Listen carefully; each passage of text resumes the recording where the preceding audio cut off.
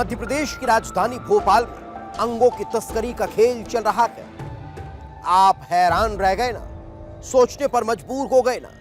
लेकिन कुछ ऐसा ही खुलासा मध्य प्रदेश की राजधानी भोपाल से सामने आया है, जहां इस तरह के मामले ने सोचने पर मजबूर कर दिया।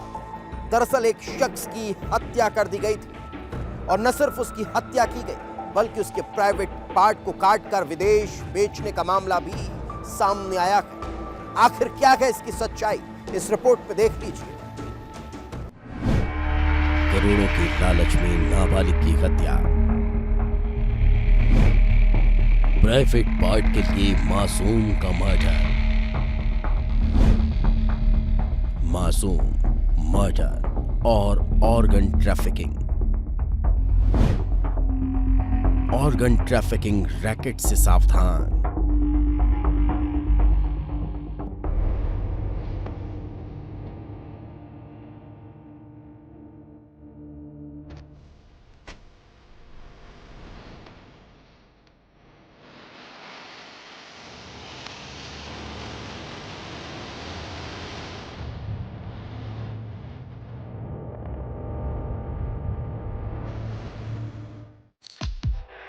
तारीख 6 अगस्त, जगह भोपाल मध्य प्रदेश, वारदात मर्डर।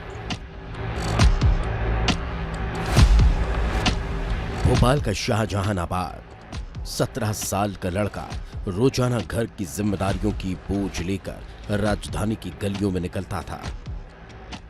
मोती मस्जिद और आसपास के इलाकों में फेरी लगाकर पेन कॉपी बेचता था।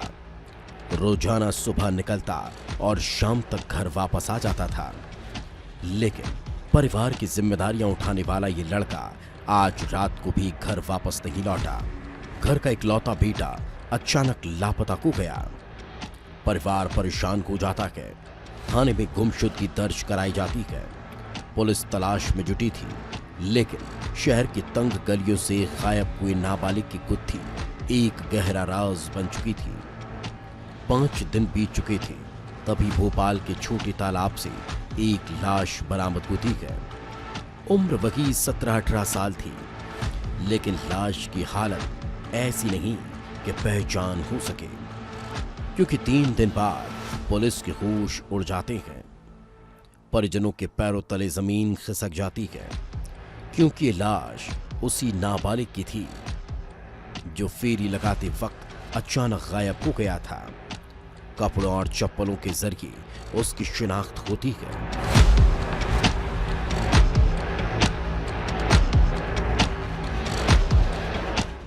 नाबालिग की हत्या के बाद पुलिस जांच में जुट जाती है। सवाल यही था कि आखिरकार उस नाबालिग के साथ हुआ क्या था। ऐसा क्या हुआ कि उसकी लाश तालाब से मिलती है। सवाल कई थे और पुलिस की जांच तेज हो रही थी, लेकिन यह मामला केवल एक नाबालिग के गायब होने या उसके लाश मिलने तक ही सीमित नहीं था, बल्कि इसके पीछे छिपी थी एक खौफनाक साजिश।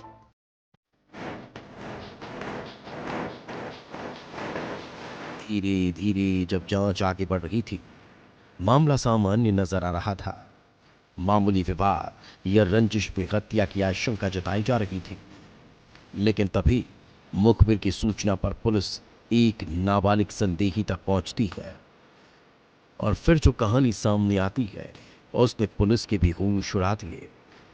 सवाल खड़ा हो गया कि क्या राजधानी में कोई अंग तस्करी करने वाली गैंग सक्रिय है। सवाल खड़ा हो गया कि कोई नाबालिगों को करोड़ों का लालच देकर उन्हें जुर्म के रास्ते पर तो नहीं धकेल रहा, क्योंकि उस नाबालिग की हत्या के पीछे से कुछ ऐसी ही कहानी सामने आ रही थी। पूछताछ पर नाबालिग की हत्या का उसका प्राइवेट पार्ट काटने की बात सामने आई है। पुलिस सूत्रों के मुताबिक कुछ लोगों ने नाबालिग को कथित तौर पर लालच दिया था कि शरीर के एक विशेष अंग को विदेश भेजकर करोड़ों रुपए कमाए जा सकते हैं, और इसी लालच में उस नाबालिग को मदद का भरोसा देकर सुनसान जगह पर ले जाकर उसकी हत्या कर दी गई। तो जो दूसरे नाबालिग आरोपी, उसमें एक आरोपी आमिर व अन्य 2 लोगों के साथ मिलके इन शख्स मृतक है उनकी हत्या की।